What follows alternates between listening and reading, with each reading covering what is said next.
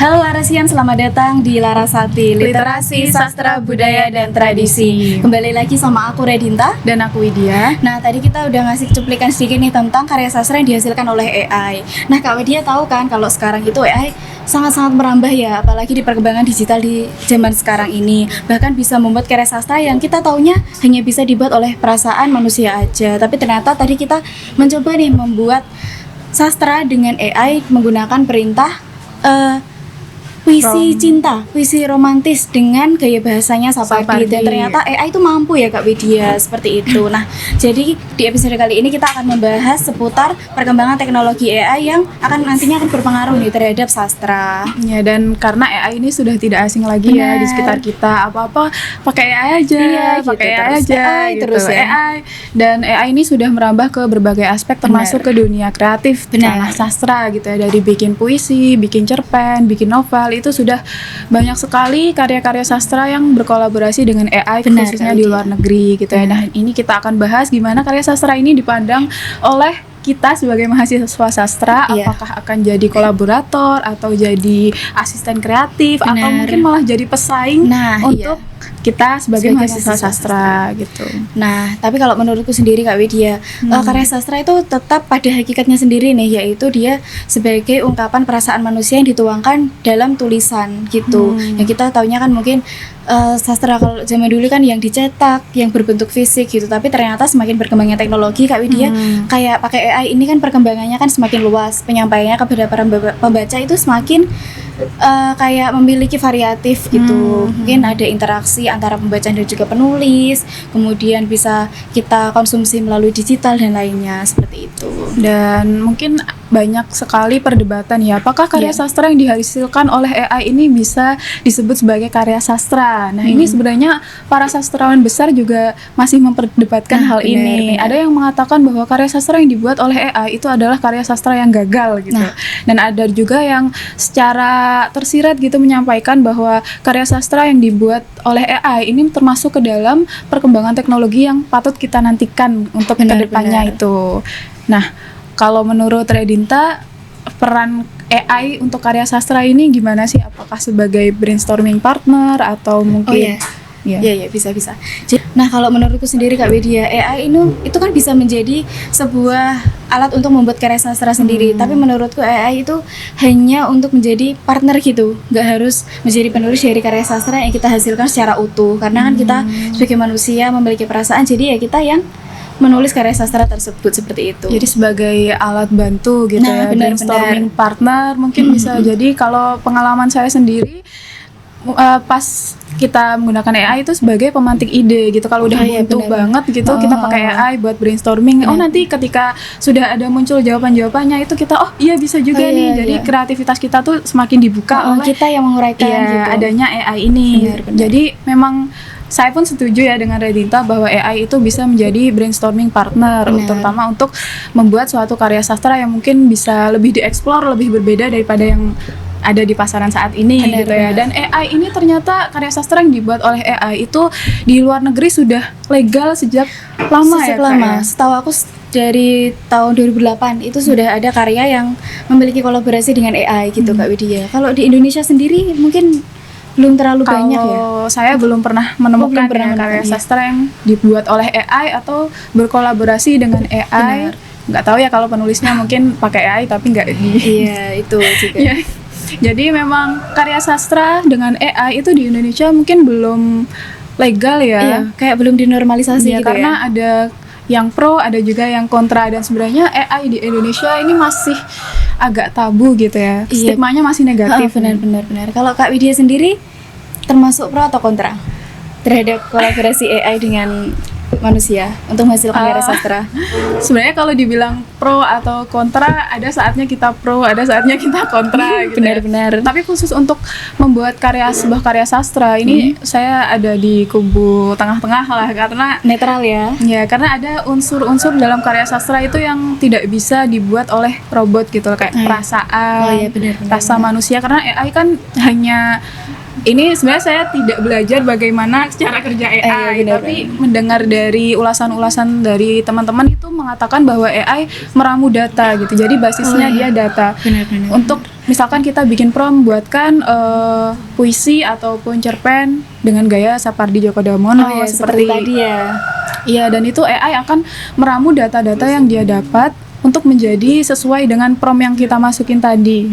Nah, kalau Kak Widya sendiri kan tadi termasuk netral ya. Kalau aku sendiri juga netral, cuma kan kita menyesuaikan zaman juga ya Kak Widya. Jadi semakin berkembangnya zaman kan tentu saja ada banyak teknologi lain yang nggak terduga dimasuk dalam kehidupan kita yang tentu saja mempengaruhi karya sastra. Dulu ingat nggak kalau dulu itu awal-awal Google muncul, itu kan itu termasuk yang pakai Google gitu. Terus AI ini kan juga masuknya kan seperti itu, masih di underestimate dan lain-lain. Dan ternyata bisa menghasilkan karya sastra yang ternyata bisa kita terima, bisa kita konsumsi seperti itu. Jadi mau gak mau ya kita harus beradaptasi juga gitu, dan nggak bisa menolak juga kalau ternyata karya sastra juga mungkin nantinya bisa ada adaptasi lah. Seperti Terus, Google ya, jadi tools wajib buat kita semua. seperti itu. Apa-apa searching di Google gitu. Besok mungkin 5 tahun atau 10 tahun ke depan coba pakai AI Nah, gitu. benar, Sudah mulai masuk nih tidak dalam ada kehidupan stigma kita. negatif Benar, nih. benar. Sudah mulai menjadi tools wajib gitu Benar, dan sebagai mahasiswa sastra, Mm-mm. tentu saja aku punya rasa penasaran nih Kak Widya. Gimana sih hasil dari ya. Begitu. Iya. Oh. hasil dari karya sastra yang dihasilkan oleh AI gitu.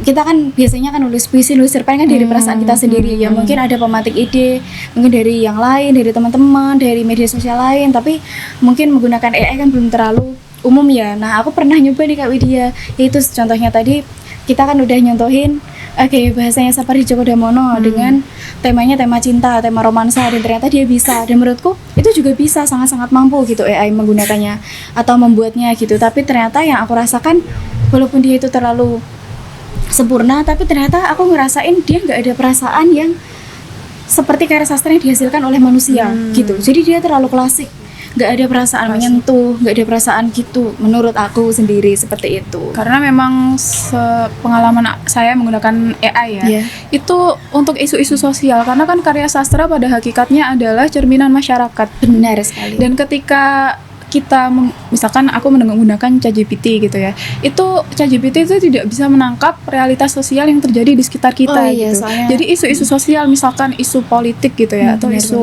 apalah di sekitar kita, itu tidak bisa ditangkap oleh AI. Benar. Makanya AI mungkin untuk saat ini ya tidak bisa memasukkan unsur perasaan Oh iya, dan benar-benar. emosi Iya, yang iya. menjadi salah satu unsur wajib dalam sebuah karya sastra Iya, gitu ya. soalnya kan nggak bisa dimungkiri dia kan termasuk robot, hanya Iya. mesin gitu. Iya. Yang mengoperasikan tetap manusia juga. Dan Redinta sendiri pernah punya apa ya, kayak perasaan sedih atau gimana? Ini kan kita sebagai mahasiswa sastra ya. Benar-benar. Pernah nggak punya perasaan kalau aduh ini apakah para sastrawan nanti akan mulai tergantikan oleh AI gitu? Pernahkah ada perasaan-perasaan kegagalan atau perasaan aduh kok semuanya pakai AI nih? Perasaan sedih Ini kan itu kan jobs direct benar-benar. kita. Iya, tentu saja perasaan sedih itu ada. Sangat ada ya. Apalagi kita kan gitu. sastra Indonesia. Gitu. Apalagi kan zaman dulu kan sastra kan sangat berperan besar ya.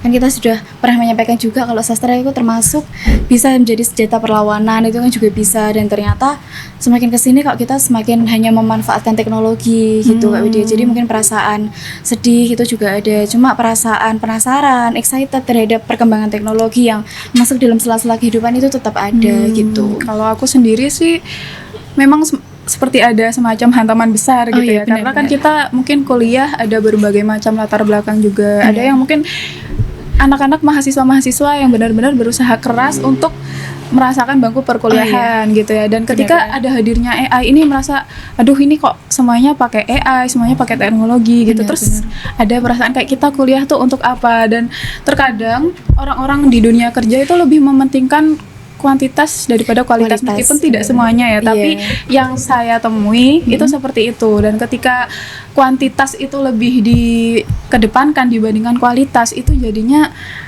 oh iya gunain AI aja karena ya kepepet itu gitu. Jadi mungkin memang disayangkan sih, kenapa sih harus merambah ke dunia sastra gitu. Tapi nggak bisa dipungkiri juga seperti yang Redinta bilang tadi, kita harus beradaptasi sama dunia teknologi gitu. Jadi mau nggak mau ya kita harus beradaptasi gitu ya.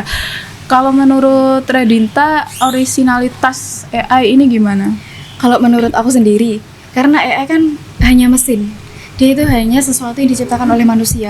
Jadi ya mau nggak mau tetap kita sendiri nih yang menjadi penulis atau hak ciptanya milik kita benar, gitu. soalnya kan kita yang memerintah gitu, walaupun dia atau AI itu sendiri yang mungkin memiliki peran gitu, cuma kan kita juga harus sadar diri nih sebagai manusia yang memiliki perasaan dan juga sebagai yang melahirkan hal tersebut, jadi kita juga harus memiliki andil yang besar. Jangan terlalu mengandalkan AI seperti itu Kak Widya. Tahu batasan. Benar-benar. Kemudian bagiku sendiri, kalau ada karya sastra nih yang dihasilkan oleh AI, aku tetap pengen kok baca, tetap excited gitu buat bacanya, soalnya kan itu termasuk hal baru nih di dalam dunia sastra, termasuk angin segar lah gitu. Tapi yang aku udah bilang tadi, feelsnya atau perasaannya itu nggak seperti saat kita membaca karyanya manusia benar gitu.